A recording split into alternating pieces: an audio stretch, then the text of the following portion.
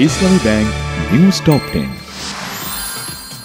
অন্তর্বর্তীকালীন সরকারের প্রধান উপদেষ্টা ডক্টর মোহাম্মদ ইউনূস বলেছেন, আগামীর বাংলাদেশ হবে ন্যায় বিচার, মানবাধিকার ও বাক স্বাধীনতার, দারিদ্র্য শূন্য, বেকারত্ব শূন্য ও শূন্য কার্বন নিঃসরণের লক্ষ্য অর্জনের অঙ্গীকার।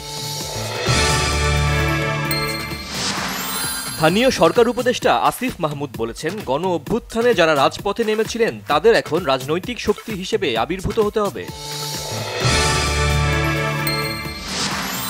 ছাত্র জনতার গণ অভ্যুত্থানে শহীদদের লাশ ধামাচাপা দিতে গণকবর দিয়েছে আওয়ামী লীগ সরকার, জানিয়েছেন বৈষম্য বিরোধী ছাত্র আন্দোলনের সমন্বয়করা।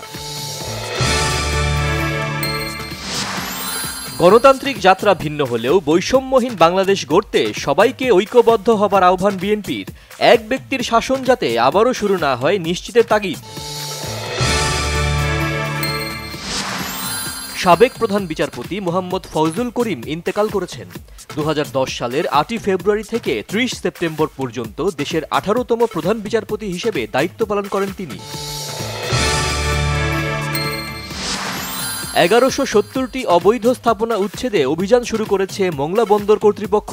অভিযান থামাতে তৎপর দখলদাররা, অব্যাহত রাখার দাবি স্থানীয়দের। রাজধানীর আজিমপুরের বাসায় ডাকাতি শেষে নিয়ে যাওয়া শিশু ফারজানাকে উদ্ধার করেছে পুলিশ, একজন আটক।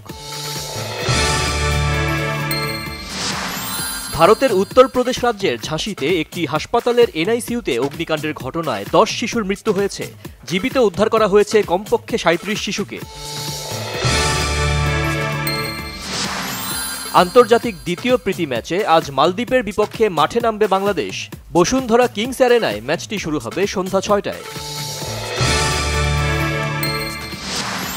উয়েফা নেশনস লিগে পোল্যান্ডকে 5-1 গোলে উড়িয়ে দিয়ে গ্রুপ 1 থেকে কোয়ার্টার ফাইনাল নিশ্চিত করেছে পর্তুগাল। ক্রিশ্চিয়ানো রোনালদোর জোড়া গোল।